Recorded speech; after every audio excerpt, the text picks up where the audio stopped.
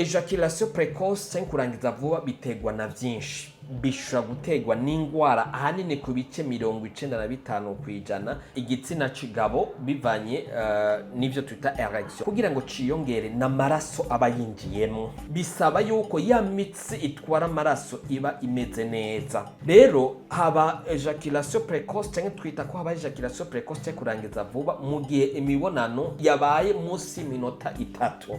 Mugabo umaze gukwiza n'imibiri minota 3 mwico gihe ntitwita ko ari ejaculation precoce. Abagabo bashima ati nkore amasaha iminota 30 irenga amasaha. Rero ibisho gutuma umuntu arangiza vuba nkuko twabivuze ashobora kubamo imvo z'ingwara duhereye nk'akarorero ku ngwara zifatiye ku mitsi twara amaraso twita les maladies cardiovasculaires. Rero nkuko twabonye yuko gihimba ciyongera cyangwa akajana erection ari amaraso yinjiramo bisigura ko iyo umutima kuko umutima ni usanzwe urungika amaraso mu bihimba by'umubiri bigaca mu mitsi twara amaraso. Iyo umuntu agwaye ingwara y'umutima ntibiba bigikunze ko umutima usunika neza amaraso mu bihimba bitandukanye by'umubiri.